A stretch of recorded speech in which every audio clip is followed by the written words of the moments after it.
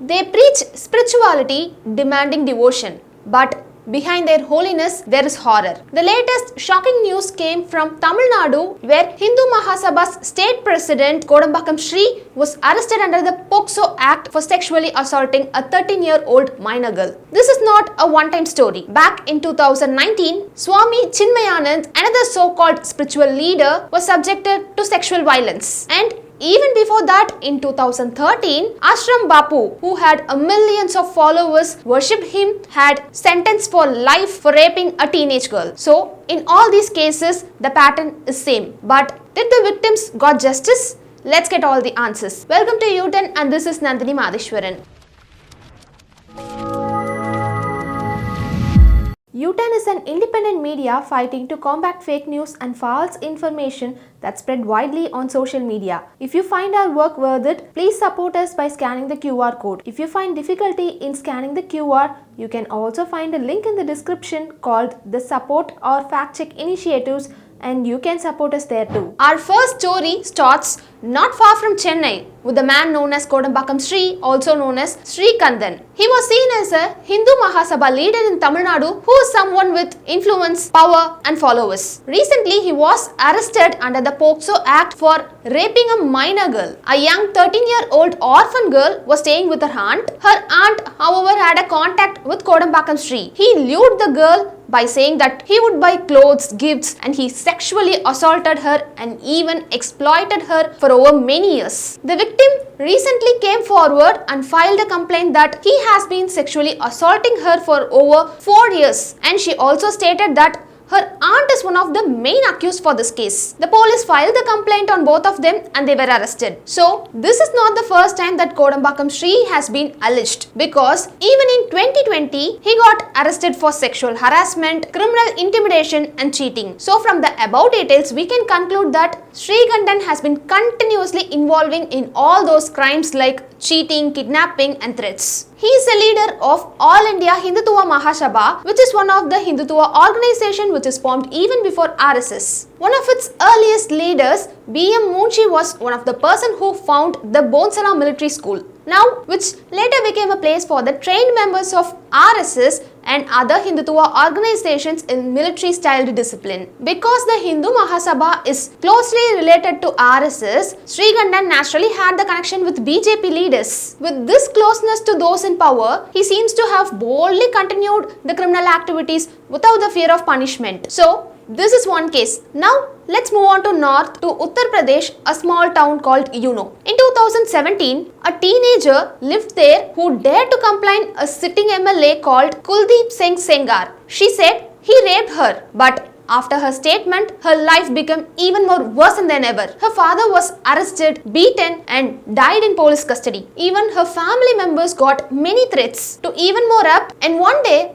a truck crashed into a car carrying her and her family members and her lawyer, and that so-called accident made her relatives died in that incident. It was also called as a so-called murder. Even then, she didn't give up. She fought very bravely and finally, Sengar was convicted. But think about it, how many people would have survived what she did? Our third story is about powerful religious man Chinmayanand, who is a former union minister and saint-like figure. A young law student accused him of sexual violence, but instead of the government protecting her, it almost punished her. Chinmayanand filed a counter complaint accusing her of extortion. She was almost arrested for a while. So here we can see the story was flipped. Accused became the victim and the victim became the accused. This case showed us one clear truth.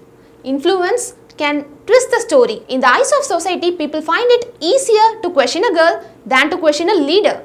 Then came Gurmeet Rahim Singh, a self-styled godman known for his flashy clothes, followers, movies, and of course, his massive following. Two women accused him of rape, but for many years their voices were ignored. But when a journalist named Ramachandra Chatterjee exposed the truth, he was killed brutally outside his house in 2002. But when the court finally convicted Rahim in 2017, his followers started rioting. Public buildings were set on fire and people were started to attack the railway stations, petrol bunks, and nearly 30 people have lost their lives in the violence. Tens of thousands of devotees travelled to the town of Panchkula to protest the innocence of their beloved guru. They were incensed when the guilty verdict was announced.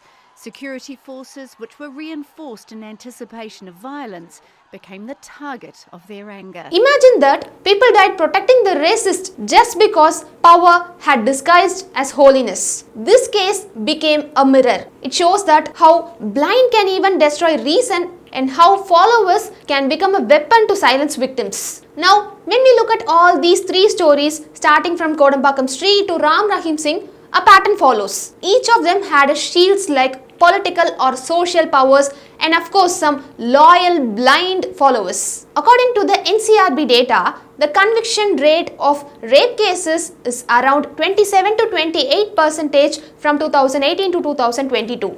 This means that only 3/4 of the cases are being convicted. And even when the accused is powerful, the conviction rate even becomes lower. Why all these things are happening? Because investigations are delayed, victims are pressured to withdraw the case, or victims change their statements at last, or the evidence is lost or not even collected properly. And sometimes because the accused has enough money to buy people's silence and time. When we look deeply into these cases, one thing is clearly visible. Most of these accused are highly related or connected to some of the political or religious groups, especially the Hindutva networks or the ruling BJP party. That doesn't mean every follower of Hindutva or every member of BJP is guilty, but it shows how power when mixed with ideology becomes very harder to question. Because when the accused wears the label of religion or nationalism, anyone who questions the accused immediately called as anti-national or anti-Hindu.